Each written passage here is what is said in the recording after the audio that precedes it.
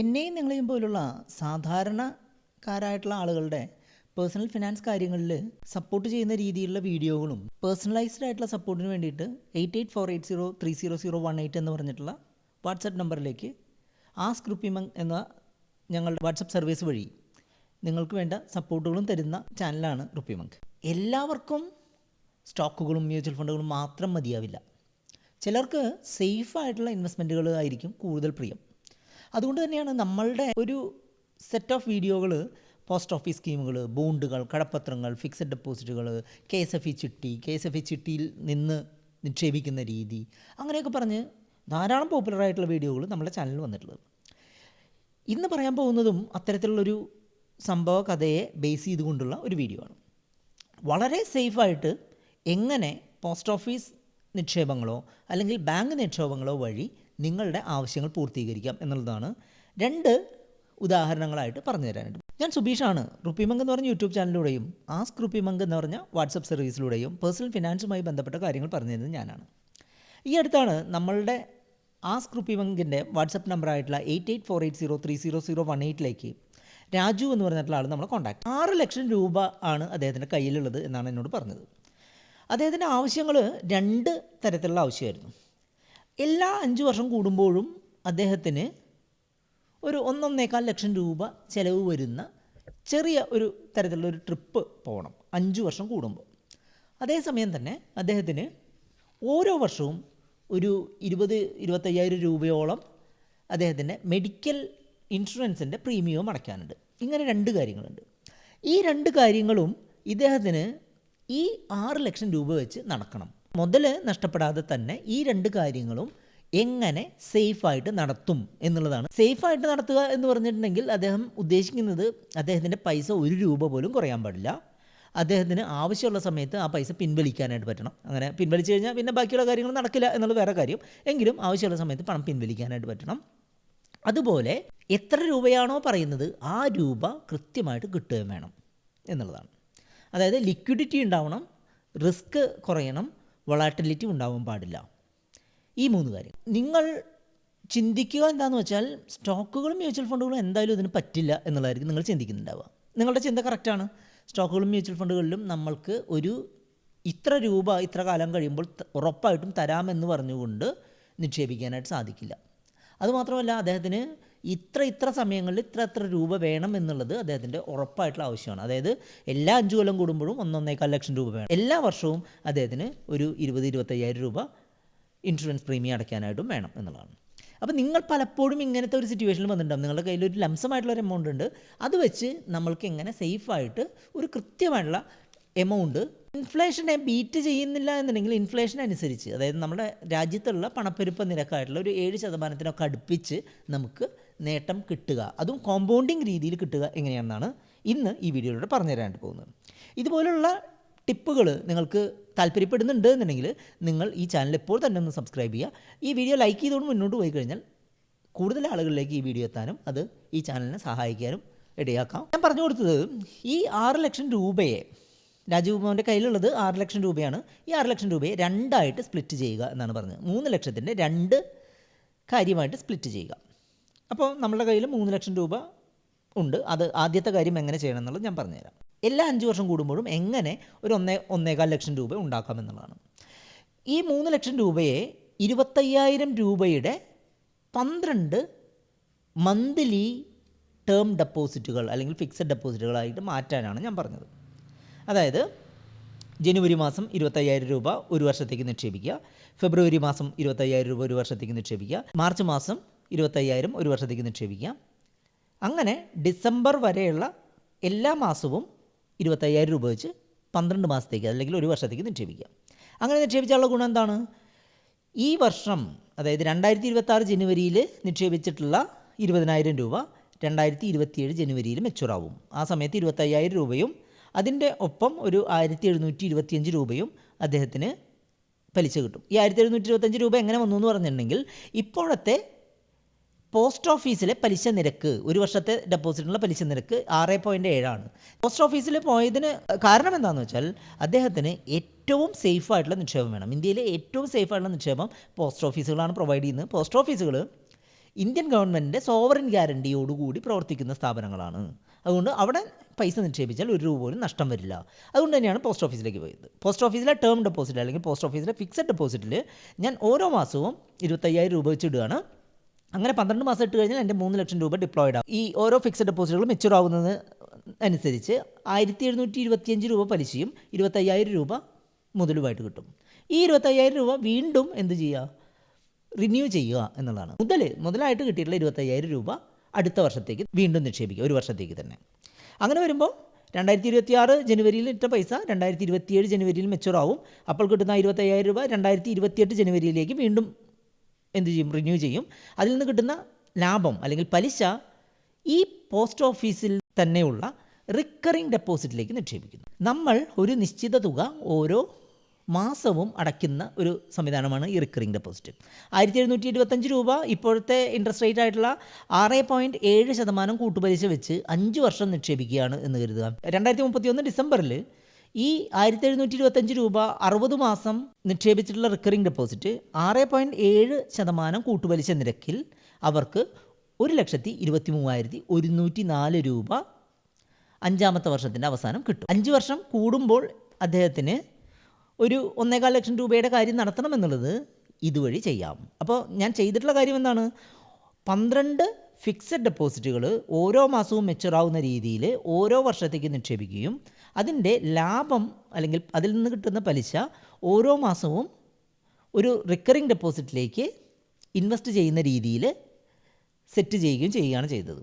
അപ്പോൾ ഈ 12 ഫിക്സഡ് ഡെപ്പോസിറ്റുകൾ കൊണ്ട് ഒരു വർഷത്തെ കോട്ട കംപ്ലീറ്റ് ആവുകയും എല്ലാ മാസവും ഓരോ അക്കൗണ്ടുകൾ മെച്യൂർ ആവുന്നത് കൊണ്ട് തന്നെ കൃത്യമായിട്ട് നമ്മളുടെ റിക്കറിംഗ് ഡെപ്പോസിറ്റ് അടഞ്ഞു പോവുകയും ചെയ്യും. അടുത്ത വർഷത്തേക്ക് ഈ 25,000 രൂപ റിന്യൂ ആവുന്നതുകൊണ്ട് തൊട്ടടുത്ത വർഷത്തേക്കും ഇത് കണ്ടിന്യൂ ചെയ്തു പോകും. ഇത് 5 തവണ അങ്ങനെ കണ്ടിന്യൂ ചെയ്യുമ്പോൾ 60 മാസത്തേക്കുള്ള റിക്കറിംഗ് ഡെപ്പോസിറ്റ് 6.7% കൂട്ടുപലിശ നിരക്കിൽ ആ പലിശയായിട്ടുള്ള 1725 രൂപ ഓരോ മാസവും അടയ്ക്കുന്നത് 1,23,104 രൂപ ആയി മാറും. ഇതാണ് ഒരു 2 ഡിഫറെൻ്റ് ആയിട്ടുള്ള പദ്ധതികൾ മിക്സ് ചെയ്തുകൊണ്ട് ഏറ്റവും സേഫായിട്ട് ഒരു കൂട്ടുപലിശ നിരക്കിൽ നിങ്ങൾക്ക് ലാഭം നേടാനുള്ള ഒരു മെത്തേഡ് എന്നാണ് ഞാൻ രാജുവിന് പറഞ്ഞു കൊടുത്തത്. ഇദ്ദേഹത്തിന് ഈ പോസ്റ്റ് ഓഫീസ് പറഞ്ഞു കൊടുക്കാനുള്ള കാരണം ഇതിൻ്റെ സേഫ്റ്റി, അത് എപ്പോൾ വേണമെങ്കിലും പിൻവലിക്കാമെന്നുള്ള സൗകര്യം, അത് ഉറപ്പായിട്ട് കിട്ടുന്ന ലാഭം, നമ്മൾ പറഞ്ഞിട്ടുള്ള എമൗണ്ട് കിട്ടും എന്നുള്ള ഉറപ്പ്, ഇതൊക്കെയാണ്. അപ്പോൾ അദ്ദേഹത്തിൻ്റെ 5 വർഷം കൂടുമ്പോൾ ഉള്ള ഗോള് നമ്മൾ 3 ലക്ഷം രൂപ കൊണ്ട് സാധിച്ചെടുത്തു. ഇനി അടുത്ത 3 ലക്ഷം രൂപ കൊണ്ട് നമ്മൾ എന്താണ് സാധിച്ചെടുക്കാൻ പോകുന്നത്? അദ്ദേഹത്തിൻ്റെ ഓരോ വർഷവും ഒരു 21,000-22,000 രൂപ അദ്ദേഹത്തിൻ്റെ ഇൻഷുറൻസ് പ്രീമിയം അടയ്ക്കാനുള്ളത് എങ്ങനെ അടയ്ക്കുമെന്നാണ് അടുത്ത സെഗ്മെൻറ്റിൽ പറഞ്ഞു തരുന്നത്. ഈ വീഡിയോ ഇതുവരെയും കണ്ടിട്ട് നിങ്ങൾക്ക് ഈ കൺസെപ്റ്റ് ഇഷ്ടപ്പെട്ടു എന്നുണ്ടെങ്കിൽ വീഡിയോ ഒന്ന് ലൈക്ക് ചെയ്തുകൊണ്ട് മുന്നോട്ട് പോകാം. അപ്പോൾ രാജുമോൻ്റെ കയ്യിലുണ്ടായിരുന്ന 6 ലക്ഷം രൂപ ഉപയോഗിച്ച് 2 കാര്യങ്ങൾ പൂർത്തിയാക്കുന്നതിൻ്റെ ആദ്യത്തെ കാര്യം ആ പകുതി എമൗണ്ടായിട്ടുള്ള 3 ലക്ഷം രൂപ കൊണ്ട് തുടർന്ന് അദ്ദേഹത്തിൻ്റെ ജീവിതാന്ത്യം വരെയും എല്ലാ 5 വർഷം കൂടുമ്പോഴും 1.25 ലക്ഷം രൂപയോളം കിട്ടുന്ന തരത്തിലുള്ളൊരു ഇൻവെസ്റ്റ്മെൻ്റ് ആക്കിയിട്ട് ഇതിനെ മാറ്റിയിട്ടുണ്ട്. അടുത്ത 3 ലക്ഷം രൂപ കൊണ്ടാണ് അദ്ദേഹത്തിൻ്റെ ഇൻഷുറൻസ് പ്രീമിയം ഓരോ വർഷവും ഒരു 22,000 രൂപ അടയ്ക്കുന്ന രീതിയിലുള്ളൊരു സംവിധാനം ഉണ്ടാക്കാനായിട്ട് പോകുന്നത്. ഇത് ഓരോ വർഷവും ഇദ്ദേഹത്തിന് കിട്ടേണ്ടതായതുകൊണ്ട് സെയിം മെത്തേഡാണ് നമ്മൾ ഉപയോഗിക്കുന്നത് എന്നുണ്ടെങ്കിലും നമ്മൾ പോസ്റ്റ് ഓഫീസിലല്ല ഇത് ചെയ്യുന്നത്. SBI പോലുള്ള പ്രോമിനൻ്റ് ആയിട്ടുള്ള ഏറ്റവും മികച്ച ബാങ്കുകളിൽ നിങ്ങൾ ആണ് ഈ സംഗതികൾ ചെയ്യേണ്ടത്. കാരണം എന്താ? നേരത്തെ പറഞ്ഞ മെത്തേഡ് 5 വർഷം കൂടുമ്പോൾ കിട്ടുന്നതായിരുന്നു. അപ്പോൾ 5 വർഷം കൂടുമ്പോൾ കിട്ടുന്ന ഫിക്സഡ് ഡെപ്പോസിറ്റുകൾ ഏറ്റവും സേഫ്റ്റി കൂടിയത് പോസ്റ്റ് ഓഫീസിലായതുകൊണ്ട് നമ്മൾ പോസ്റ്റ് ഓഫീസിൽ ചേർന്നു. പക്ഷേ ഇവിടെ നമുക്ക് ഓരോ വർഷവും നമുക്ക് പൈസ വേണ്ടതുകൊണ്ട് ഓരോ വർഷത്തിൻ്റെ ഫിക്സഡ് ഡെപ്പോസിറ്റ് ഇല്ലാത്തത് കൊണ്ട് നമ്മൾ പോസ്റ്റ് ഓഫീസ് ഒഴിവാക്കി SBI പോലുള്ള ബാങ്കുകളിലേക്കാണ് നമ്മൾ പോകുന്നത്. അപ്പോൾ ഇവിടെ പറഞ്ഞത് മറ്റൊന്നുമല്ല, 3 ലക്ഷം രൂപയെ 12 കഷ്ണങ്ങളാക്കുക. 25,000-ൻ്റെ 12 കഷ്ണങ്ങളാക്കി ജനുവരിയിൽ 25,000 രൂപ ഒരു വർഷത്തേക്ക് നിക്ഷേപിക്കുക, ഫെബ്രുവരിയിൽ 25,000 രൂപ ഒരു വർഷത്തേക്ക് നിക്ഷേപിക്കുക, അങ്ങനെ 12 ഫിക്സഡ് ഡെപ്പോസിറ്റുകൾ നിക്ഷേപിക്കുക. ആ 12ാമത്തെ ഫിക്സഡ് ഡെപ്പോസിറ്റും കഴിയുമ്പോൾ ആദ്യത്തെ ഫിക്സഡ് ഡെപ്പോസിറ്റിൻ്റെ മെച്യൂരിറ്റി ആവും. അതായത് 2026 ജനുവരിയിൽ 25,000 രൂപ നിക്ഷേപിച്ചത് 2027 ജനുവരിയിൽ മെച്യൂർ ആവുമ്പോൾ നമ്മൾക്ക് കിട്ടുന്ന 25,000 രൂപ മുതൽ അടുത്ത വർഷത്തേക്ക് റിന്യൂ ചെയ്യുകയും അതിൽ നിന്ന് കിട്ടുന്ന പലിശയായിട്ടുള്ള സെയിം പലിശ 6.9% വെച്ച് 1725 രൂപ കിട്ടുന്നുണ്ടെങ്കിൽ ആ പലിശ 12 മാസം അല്ലെങ്കിൽ ഒരു വർഷത്തേക്കുള്ള റിക്കറിംഗ് ഡെപ്പോസിറ്റിലേക്ക് നിക്ഷേപിക്കുക. അതായത് ഫിക്സഡ് ഡെപ്പോസിറ്റിൽ നിന്നുള്ള ഇൻട്രസ്റ്റ് 12 മാസത്തേക്കുള്ള റിക്കറിംഗ് ഡെപ്പോസിറ്റിൽ നിക്ഷേപിച്ചു.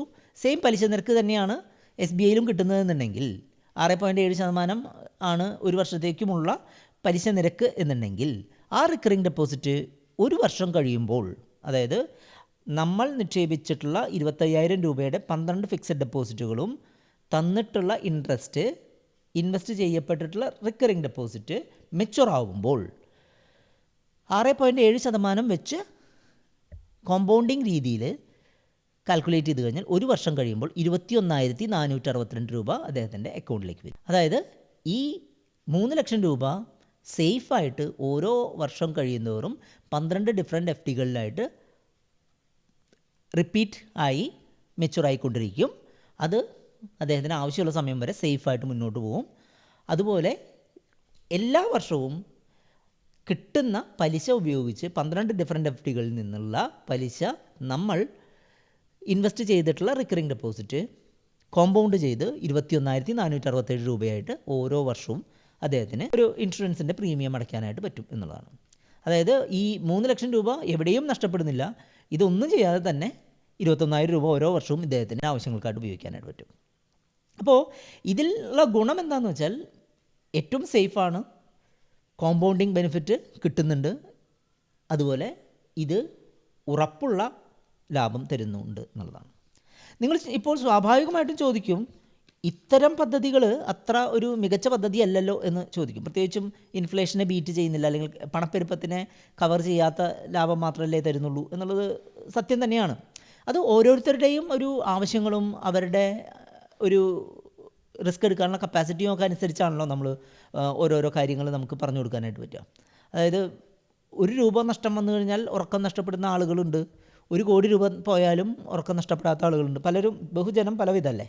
അപ്പോൾ ഈ പറഞ്ഞിട്ടുള്ള രാജുമോൻ 1 രൂപ പോലും നഷ്ടപ്പെടരുത് എന്ന് ആഗ്രഹിക്കുന്ന ആളാണ്.